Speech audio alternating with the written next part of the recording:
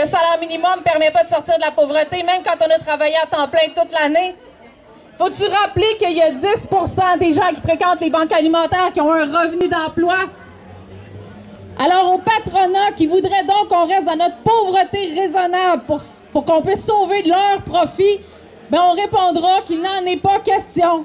Parce qu'au Québec, on n'est pas né pour un petit pain, puis que sortir de la pauvreté, ben c'est pas trop demandé. Bonne journée des travailleurs et des travailleuses!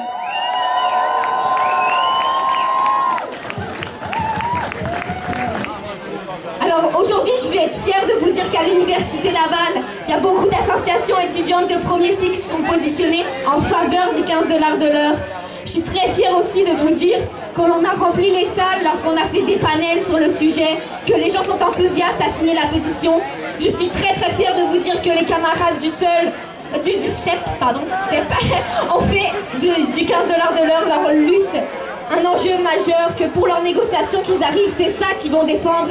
Et ils le méritent. Ils et elles le méritent parce que les travailleurs et les travailleuses ont le droit de juste vivre à la place de survivre. Alors aujourd'hui, je compte sur vous pour que étudiants, étudiantes et travailleurs, travailleuses soient unis. On l'est déjà, mais on peut continuer la lutte ensemble aujourd'hui et demain. On peut changer les choses, on peut s'unir. C'est l'union qui fait la force. Les entreprises, ça peut fonctionner sans patron, mais les entreprises sans employés, moi j'ai rarement vu ça. Alors, on va continuer à se battre pour avoir des salaires dignes dans tous les milieux de travail. Je compte sur vous, je compte sur nous et je crois en nous. Aujourd'hui, pour parler de travail, de droit au travail. Si vous le savez, le droit au travail est l'un des droits de l'homme proclamé à la Déclaration des Nations Unies de 48. Déjà en 48, toute personne a droit au travail, au libre choix de son travail, à des conditions équitables et satisfaisantes de travail et à la protection contre le chômage. Or, comme vous le savez, dans notre Québec d'aujourd'hui, notre cher Québec, l'accès à l'emploi n'est pas égalitaire pour toutes et tous. Non, certains sont moins égaux face à ce droit que bien d'autres. Et je nomme les Québécoises et les Québécois racisés, que l'on racise.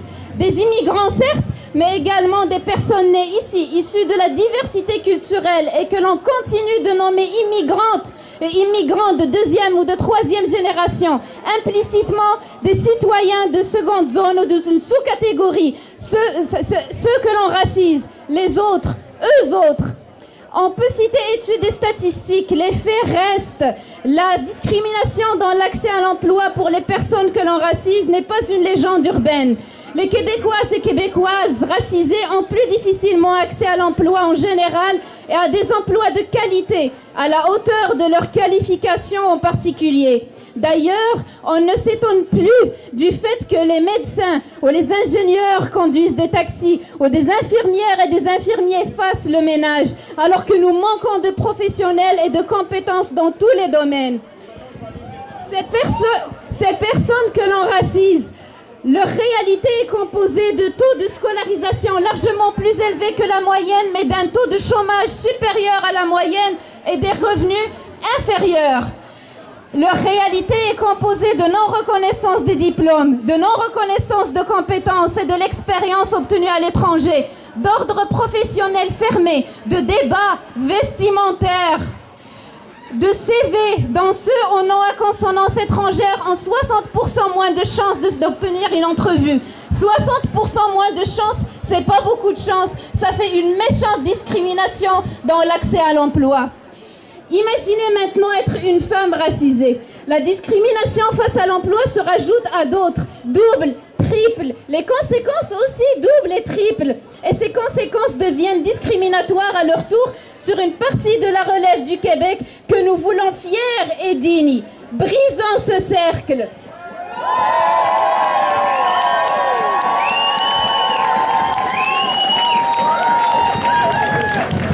Et nous sommes là aujourd'hui pour refuser cette réalité dans laquelle vivent les Québécoises et Québécois que l'on racise, pour réclamer des mesures concrètes, sérieuses et cohérentes, loin de toute récupération politique ou partisanerie idéologique. N'oublions pas que la discrimination à l'embauche des personnes racisées, toute discrimination d'ailleurs se nourrit principalement de préjugés, de racisme ordinaire, de racisme systémique. Brisons le cercle. Nous devons être fiers de nous aujourd'hui, fiers de notre rassemblement, fiers de réclamer la fin des inégalités face au droit au travail, fiers de défendre notre humanité et notre dignité pour un Québec brillant et meilleur. Merci.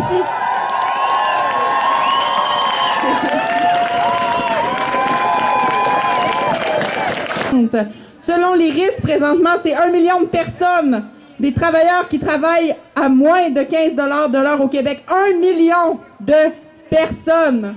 On peut imaginer la différence que ça va faire quand on va gagner notre 15 $ de l'heure. Toutes ces vies, toutes ces personnes qui vont améliorer leurs conditions de vie, c'est énorme. Puis je dis qu'on va gagner, puis pas si on gagnerait. Parce qu'on va l'avoir, le 15 $. Si on continue d'y croire, si on continue de marcher, si on continue d'en parler, de faire signer des pétitions, de se rassembler, c'est la qualité de vie de tout le monde qui va s'améliorer. Puis, ça, c'est quelque chose qui doit nous tenir à cœur, qui doit nous amener dans les rues, qui doit nous amener à en parler. Pour revenir à la réalité des personnes qui travaillent dans le commerce de détail, dans la restauration, ces personnes-là, en plus du salaire bas, sont confrontées à des horaires qui sont atypiques, à l'insécurité d'emploi, à un salaire bas. Ces personnes-là, ils peuvent pas vivre, ils survivent.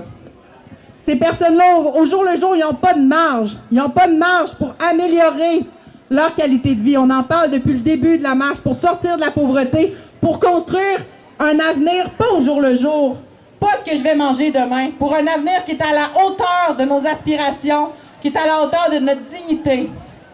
Puis, on peut le rappeler, là, une personne qui travaille à 40 heures semaine, 10 et 75 $, elle gagne un seuil 10% supérieur au seuil de faible revenu de Statistique Canada. Ça n'a pas d'allure. On travaille 40 heures semaine, puis on est encore pauvre. Alors pour tous ces travailleurs, ces travailleuses, on demande aujourd'hui un revenu décent pour une vie digne.